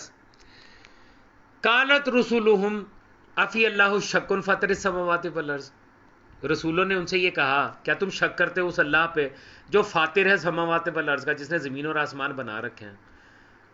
یدعوکم لیغفر لکم من ذنوبکم، وہ تمہیں بلاتا اس لیے ہے کہ تمہارے گناہوں کو معاف کر دے، تمہیں معاف کر دے، تمہاری مغفرت کر دے. ویؤخرکم الی اجل مسمی، ایک خاص وقت تک کے لیے تمہیں مؤخر کر دے، تمہیں مہلت دے دے.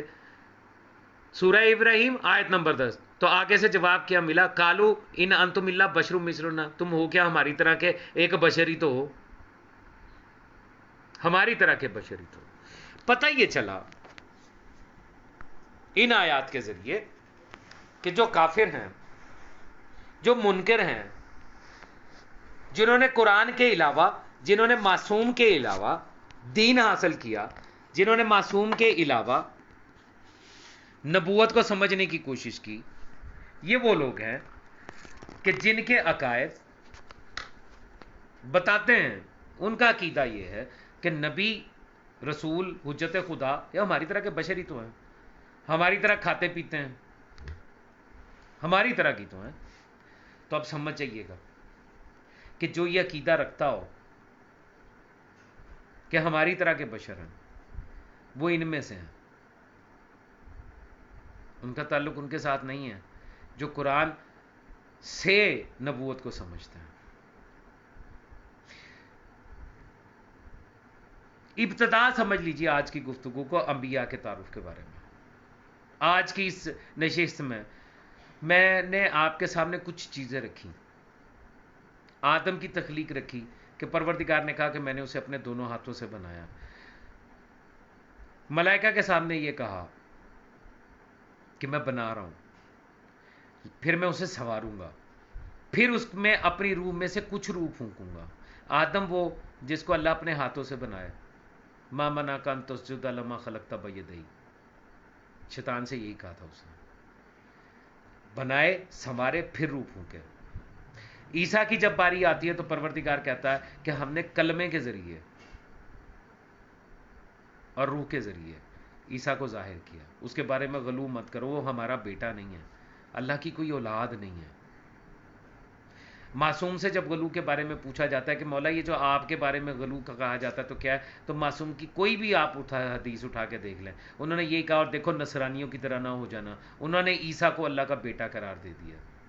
آج کے جعلی نام نہاد فلسفی اپنے آپ کو بڑی معرفت کی انتہا پر رکھنے والے اور سمجھنے والے، وہ مجتہد، کیونکہ یہ بھی اجتہادی ہے، وہ مجتہد جو نعوذ باللہ مولا میرے کائنات کو اللہ کہہ رہے ہیں. عیسیٰ کو اللہ کا بیٹا کہنا تو برداشت نہیں ہے قرآن حکیم میں. تمہارا مولا علی کو اللہ کہنا وہ تسلیم کر لے گا؟ تمہارے لیے رحمت کی بارش ہوگی.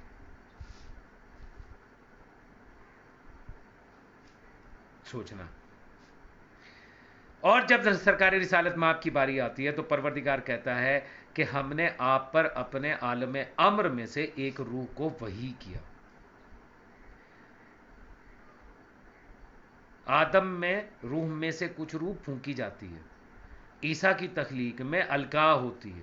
لیکن جب بات آتی ہے سلطان مولا محمد مصطفیٰ صلی اللہ علیہ وآلہ وسلم کی تو کہا جاتا ہے اوحینا علیک روحن میں امرنا، آپ پر وحی کیا جائے.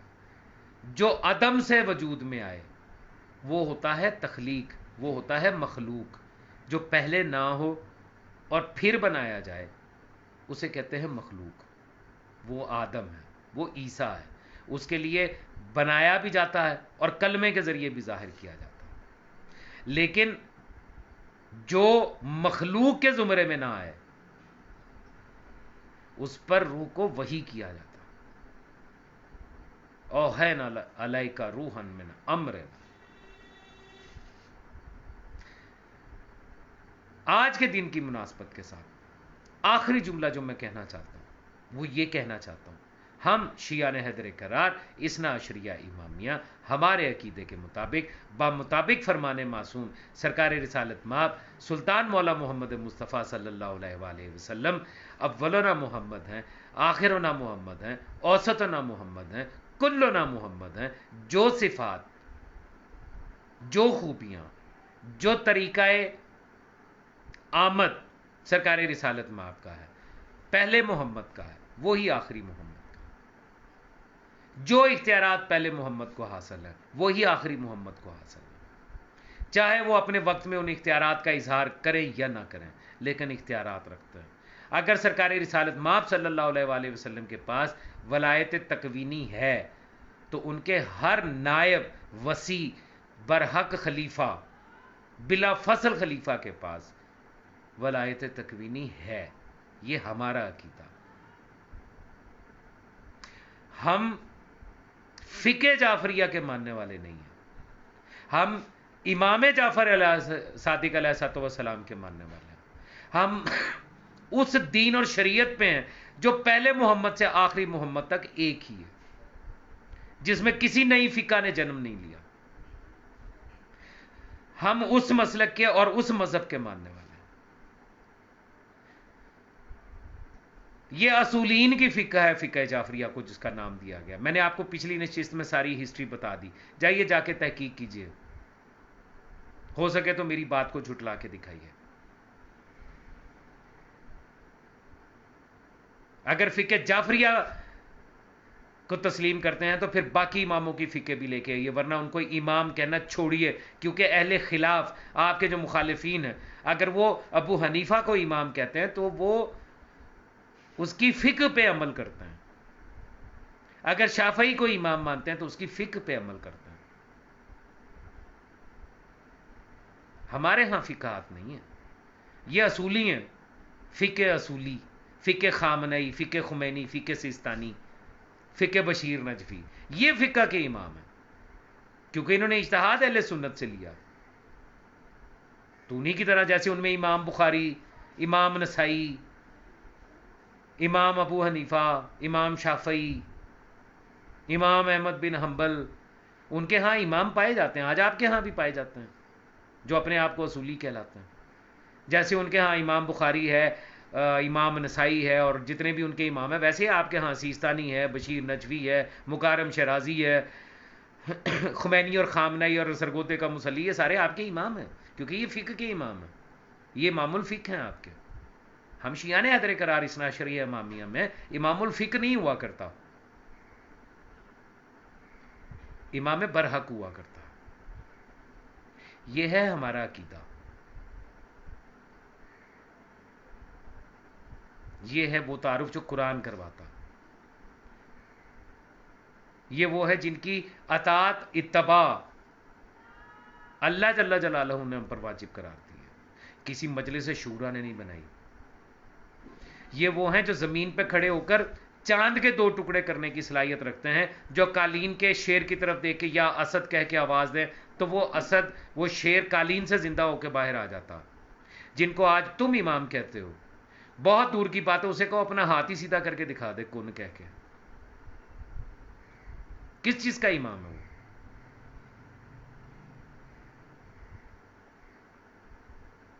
ہم ایسوں کو امام تسلیم نہیں کرتے، ہم ان کو حجت خدا نہیں مانتے جو علم لدنی کے مالک نہیں ہیں. ہم اس کو حجت خدا اپنا امام اور ولی الامر تسلیم نہیں کرتے جو خطا سے پاک نہیں ہیں. ہم شیعہ نے حیدر قرار ہیں، ہم اثنا عشریہ امامی ہیں، ہمارے بس 12 امام ہیں، کوئی 13واں 14واں امام نہیں ہے. ہم نے نہیں مانا، نہ مانیں گے. تم مانتے رہو، میں نے تو پہلے بھی مشورہ دیا تھا، پھر مشورہ دیتا ہوں. تم نے امام خمینی کے بعد امام خامنئی بنایا، کل کو کسی اور کو امام بنا لو گے، تو تم اپنے آپ کو ممتاز کر لو، الگ کرو، جیسے قادیانیوں نے کر لیا ہوا، جیسے برہانی ہیں، جیسے اسماعیلی ہیں. اپنی شناخت تم بھی کر لو. اس کے بعد جو کچھ تمہارا دل کرتا ہے اپنی کتابوں میں لکھو، اپنی توضیحات المسائل میں لکھو، فتوے دو، بیانات دو. اگر ہم بول جائیں تو جو مرضی کہنا. ہم اس وقت بولتے ہیں جب تم خود کو شیعہ اثنا عشریہ امامیہ کہہ کے اور پھر اپنے عقائد کا پرچار کرنے کی کوشش کرتے ہو، تو پھر جواب تو ہم دیں گے کہ یہ شیعہ اثنا عشری عقائد نہیں ہے جو تم بیان کر رہے ہو. شیعوں میں، اثنا عشریہ امامیوں میں، ولی الامر غیر معصوم نہیں ہوتا، امام غیر معصوم نہیں ہوتا. کل ایمان صرف اور صرف مولا امیر کائنات ہے، صرف امیر المومنین صرف اور صرف مولا امیر کائنات ہے. کسی دوسرے معصوم کو بھی یہ حق حاصل نہیں ہے کہ وہ کل ایمان اور امیر المومنین کہلوا سکے. مولا حسن اپنے آپ کو کل ایمان نہیں کہلواتے، مولا حسین نہیں کرواتے، وہ نہیں کہتے کہ مجھے کل ایمان کہو. کسی معصوم نے نہیں کہا. 2 ٹکے کا صدقے زکوٰۃ پہ پلنے والا ملا اپنے مدرسے کے ممبر پہ بیٹھ کے کہتا آج کا کل ایمان خامنہ ہی ہے، اور اس کے سامنے بیٹھنے والے سارا لا کے کہتے ہیں سبحان اللہ.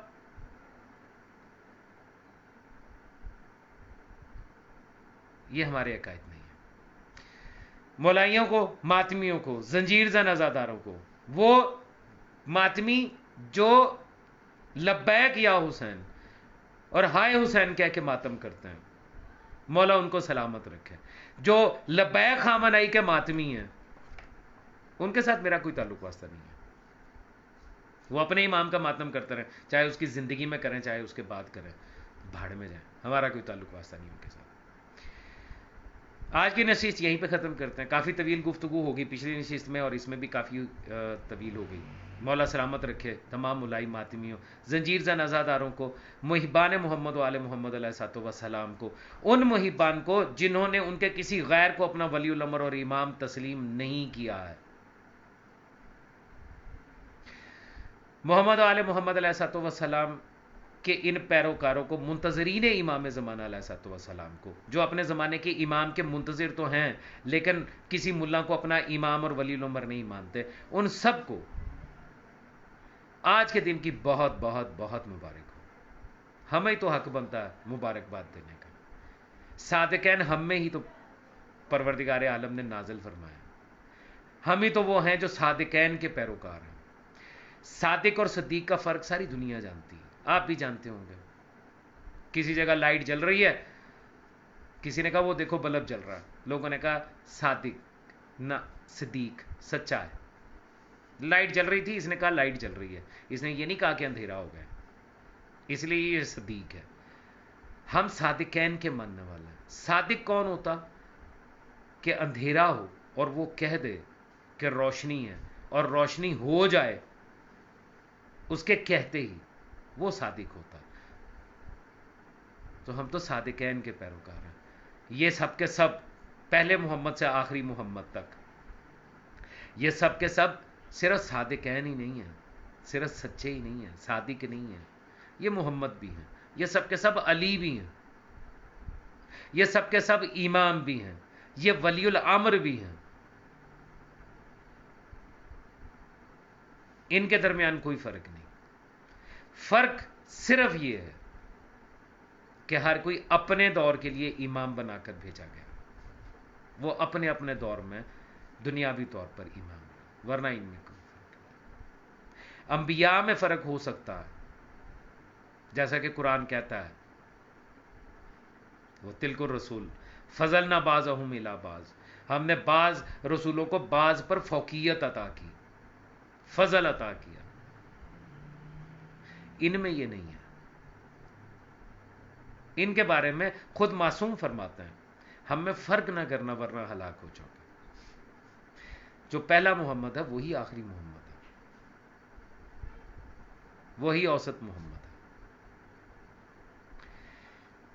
اللہ جل جلالہ کی بے شمار لعنت ہو محمد و آل محمد علیہ الصلوۃ والسلام کے فضائل کے منکروں پر، ان کے مصائب کا انکار کرنے والوں پر، ان کے مرتبے کا انکار کرنے والوں پر، ہر قسم کے، ہر رنگ کے، ہر نسل کے، ہر شکل کے، ہر دور کے، زندہ مردہ اور پیدا ہونے والے، قیامت تک آنے والے ہر دشمن پر لعنت، بے شمار لعنت، بے انتہا درود و سلام. اتنا کہ جس کا حساب زمین اور آسمان میں اور اس کے درمیان میں رہنے والی مخلوق کر ہی نہ سکے. اتنا درود و سلام محمد و آل محمد علیہ الصلوۃ والسلام پر. تمام مولائیوں کو یا علی علیہ الصلوۃ والسلام مدد. والسلام علیکم ورحمۃ اللہ وبرکاتہ. اور آج کے دن کی عید مبارک.